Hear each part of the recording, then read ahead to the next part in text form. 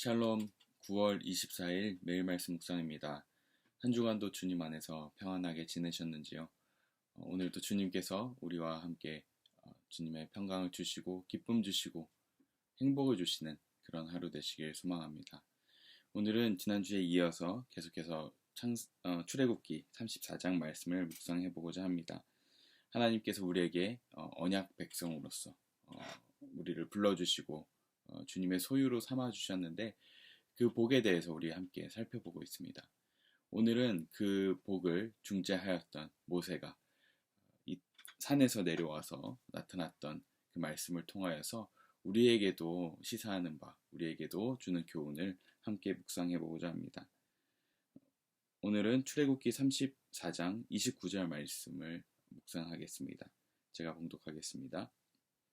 모세가 두 증거판을 손에 들고 시내산에서 내려왔다. 그가 산에서 내려올 때에 그의 얼굴에서는 빛이 났다. 주님과 함께 말씀을 나누었으므로 얼굴에서 그렇게 빛이 났으나 모세 자신은 전혀 알지 못하였다. 아멘. 오늘날 우리가 살아가는 시대는 얼굴이 참 중요합니다. 정말 얼굴이 어떠냐에 따라서 취업의 당락을 좌지우지하기도 하고요. 얼굴의 상태를 통하여서 관계가 좋아지기도 하고 나빠지기도 하고 합니다. 특별히 우리 젊은 친구들은 얼굴에 관심이 참 많습니다. 사진도 올려야 하고 좋은 친구들도 사귀어야 하고 좋은 관계를 맺어야 하기 때문에 이 얼굴에 관심을 많이 가지고 투자하고 그 시간을 그리고 열정을 많이 할애합니다. 얼굴은 그래서 정말 우리가 살아가는데 정말 필요한 부분이고 얼굴을 통해서 그 사람을 판단하기 때문에 정말 아무리 강조해도 지나치지 않은 그런 우리 몸의 일부가 얼굴이 아닌가 싶습니다.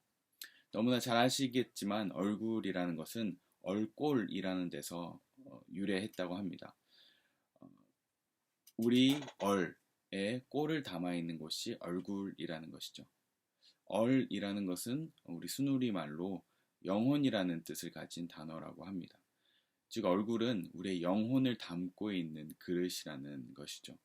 우리 영혼의 모양이 어떠한지 잘 드러내주는 것이 얼굴이라는 것입니다. 인간관계를 함에 있어서 얼굴은 그 사람을 드러내는 첫 관문이기 때문에 우리가 취업을 하기 위해서 면접을 보든 그리고 또 사진을 또 제출하기 위해서 또 사진을 찍기도 하죠. 그래서 우리는 그런 어떤 중요한 일들을 위해서 사진을 준비할 때 사진 수정은 물론이고 얼굴을 실제로 고치기도 하고 피부 시술을 받기도 하며 또 보톡스를 맞고 하면서 얼굴과 피부를 생기 있게 그리고 또 균형 있고 조화롭게 만들려는 노력을 많이 합니다.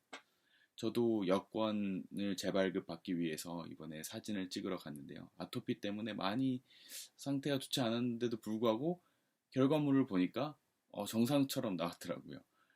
참 기술이 많이 좋아져서 정말 얼굴을 깔끔하게 만들어줄 수 있는 시대에 살고 있어서 참 다행인 것 같습니다. 어쨌든 우리가 얼굴에 투자를 많이 하는 것은 여러 중요한 일도 있기도 하겠지만 사실 우리 주변에 얼굴에 늘 화색이 돌고 생기 있는 사람을 만나면 그 사람과 함께 할 때마다 또 우리도 기분이 좋은 것은 부인할 수 없는 사실입니다. 하지만 그렇다고 해서 우리가 인위적으로 우리 얼굴을 만들어낼 수는 없는 것이죠. 그리고 아무리 우리가 인위적으로 만들려고 하더라도 정말 그 사람의 인상은 바꿀 수 없는 것 같습니다. 아무리 좋게 성형을 하고 관리를 받고 하더라도 그 사람의 인상 그리고 분위기 그것들은 여전히 남아있기 때문입니다. 우리 얼굴을 통해서는 정말 그 사람의 얼마나 화색이 도는지 또 근심이 가득한지 말하지 않아도 우리는 알 수 있습니다. 일반인들도 처음 오랜만에 만나거나 아니면 아침에 출근을 하거나 교회를 가거나 사람의 얼굴을 보면 그 사람이 정말 지금 마음이 좋구나 아니면 마음에 근심이 있구나 라는 것을 볼 수 있습니다. 우리 일반인들도 그러한데 전문가들은 더 많은 것을 볼 수 있겠죠. 최근에 주변에 어떤 9년 동안 아이 낳지 못하던 제 사모 주변에 목사님 부부가 있었는데요. 교회 어, 한의원, 그러니까 부인과의 전문의이신 한의원 선생님을 만나고 나서 조치를 받자마자 그 해에 아이를 낳았다고 합니다. 그 선생님은 그 부부의 얼굴을 보면서 딱 처음 보자마자 아, 아내 말고 남편이 약을 먹어야겠어 이러면서 약을 지어주면서 먹게 했다고 합니다. 또 반대의 경우도 있기도 하고요. 그리고 심지어 보지도 않았는데 사진만 보아도 지금 이게 이 사람에게 어떤 조치가 필요하겠어 라는 것이 이제 눈에 보인다고 합니다. 이렇게 얼굴은 중요합니다. 얼굴은 우리의 마음 씀씀이를 드러내기도 하고 심지어 우리 질병까지도 얼굴에 나타나기 때문입니다. 이렇게 얼굴을 통해서 한 사람의 상태를 볼 수 있다는 것. 사실 오늘 본문이 극적인 그 상태를 보여줌으로 인해서 우리의 얼굴이 어떻게 우리 영혼을 드러내는지를 말씀해주는 오늘 본문 말씀입니다. 오늘 본문 말씀에서 모세는 하나님의 말씀을 듣고 그리고 또 깨졌던 그 증거판을 다시 하나님께서 만들어 주시는 그 사역을 마치고 이제 증거판을 손에 들고서 시내산에서 내려오는 순간입니다. 그런데 어떻게 되었냐면 그가 산에서 내려올 때 그의 얼굴에서는 빛이 났다고 합니다. 얼굴에 빛이라는 단어가 쓰였는데요. 심지어 이 빛이 얼마나 셌는지 30절에 보면 아론과 이스라엘의 모든 자손은 모세를 보니 모세의 얼굴이 살결이 빛나고 있었다. 그래서 그들은 그에게로 가까이 가기를 두려워하였으나 라고 되어 있습니다. 빛나고 있기 때문에 가까이 가기 두려워했다. 좀 이상하지 않습니까? 얼굴이 빛이 나면 좋아 보이고 야 화색이 돌아서 같이 함께 하고 싶을 텐데 함께 하지 못할 정도로 두려울 정도로 빛이 났다고 합니다. 왜 그랬을까요? 사실 찾아보니까 이 빛이라는 단어가 일반적인 빛을 상징하는 단어가 아니더라고요. 빛이라는 이 단어는 뿔이라고도 해석되는 케렌이라는 단어가 쓰였습니다. 케렌이라는 단어는 뿔, 한 사람의 뿔, 그리고 한 동물의 뿔, 즉 영광을 상징하는 단어입니다. 즉 모세의 얼굴의 빛이라는 것은 얼굴 피부에 뿔이 났다라고 직역할 수 있는 거죠. 그러면 또 너무 흉측하지 않습니까? 라고 할 수 있지만 사실은 빛이 나고 있었다라고 이제 표현하는 것을 봤을 때 빛의 성질을 갖고 있어서 얼굴을 가릴 정도로 그런 빛이 났다는 것입니다. 그래서 우리가 상상할 수 있는 것은 얼굴 피부에 뿔이 났다는 것이 아니라 얼굴 피부에서 마치 너무 강렬한 빛이 나와서 눈을 뜰 수 없었다라고 우리가 볼 수 있을 것입니다. 마치 밤에 운전을 하는데 상대방의 차에서 쌍라이트를 켜고 들어오는 것 같은 그런 강렬함. 그래서 그 빛이 너무나 강렬해서 눈을 뜰 수 없을 정도로 강렬한 빛이었던 것입니다. 근데 이 상태에서 너무 신기한 점이 있습니다. 그것은 모세 자신이 인식하지도 못했다는 것입니다. 자, 그렇다면 우리가 이런 빛을 우리도 경험할 수 있을까요? 우리도 인식하지 못하는 사이에 그 빛을 경험할 수 있을까요? 모세는 어떻게 이것이 가능했을까요? 오늘 본문에 보면 모세 자신은 여호와 하나님과 함께 말씀을 나누었으므로 그것이 가능했다고 합니다. 여기 보면 주님과 함께 말씀을 나누었으므로 라고 되어 있습니다. 하나님과 끊임없는 대화를 통해서 점점 하나님의 빛이 모세에게 반영되었던 것입니다. 너무나 기쁜 소식 아닙니까? 우리 세상 살아가면서 우리 얼굴을 관리하고 정말 많은 시간을 들여서 우리가 사람들에게 좋게 보이려고 하고 노력하지만 사실 우리에게 답이 하나 있습니다. 우리 얼굴을 좋게 보이기 위해서 무엇이 필요합니까? 그것은 하나님과 대화하는 것이 필요하다는 것입니다. 정말 강렬한 빛이 아닐지라도 하나님과 함께하면 함께할수록 우리 얼굴에는 빛이 나고 화색이 돌고 활기가 생길 것입니다. 얼마 전에 이번 여름에 청년들과 기도원을 다녀왔습니다. 저기 강원도에 있는 강원도에 가는 길에 있는 생명의 빛 예수마을이라는 기도원이었는데요. 이 기존에 있는 우리 기도원과 조금 다른 형태의 기도원이었습니다. 개인적으로 조용히 기도할 수 있는 공간들이 곳곳에 마련되어 있었습니다. 한 사람씩 들어가서 콘크리트로 만든 한 평, 두 평 정도 되는 그런 큐브 기도실들이 이제 잔디밭에 정원에 이렇게 곳곳에 세워져 있었는데요. 그래서 우리가 1시간 동안 시간을 정해서 함께 기도하고자 들어갔다가 1시간 동안 시간을 보내고 약속한 장소에서 만나자 이렇게 하고 함께 기도하러 들어갔습니다. 그런데 제 옆에 있던 큐브에 있던 한 청년이 자꾸 그곳에서 기도하는 소리가 아니라 말소리가 들렸습니다. 자꾸 말소리가 들려서 아니 기도하려고 했더니 누구랑 자꾸 통화하나? 라고 생각할 정도로 계속 조근조근 얘기를 하는 것입니다. 그래서 이제 1시간이 지나고 약속 장소에 가서 물어봤습니다. 그 친구한테 물어봤습니다. 어떻게 자 기도 잘 했니? 했더니 자기가 1시간 동안 뭐라고 기도를 해야 되나 라고 생각을 하다가 그래 그냥 하나님께 얘기하자. 내 마음에 있는 걸 다 얘기하자. 그래서 마치 전화 통화하듯이 하나님께 얘기를 했던 것입니다. 그런데 그 1시간 후에 나왔던 그 청년의 얼굴이 정말 들어가기 전과 후가 달랐던 것을 기억합니다. 그 전에는 긴 거리를 운전해서 가서 그랬는지 좀 피곤하기도 해 보였고 그랬는데 1시간 후에 지나고 나니까 얼굴에 화색이 돌고 얼굴이 빛이 하얘지고 이렇게 밝아진 모습을 볼 수 있었습니다. 그렇게 하나님께 모든 것을 얘기하고 나니까 마음이 시원해지고 하나님께서 마음에 있었던 그런 응어리들을 다 끄집어내 주셔서 그것들을 해결해 주시고 마음을 다시 품게 하시고 하는 것을 경험할 수 있었다고 합니다. 이렇게 우리가 하나님과 대화하고 말씀만 나누면 우리는 우리 영혼의 새로움과 또 얼굴에도 화색이 도는 그런 경험을 할 수 있을 것입니다.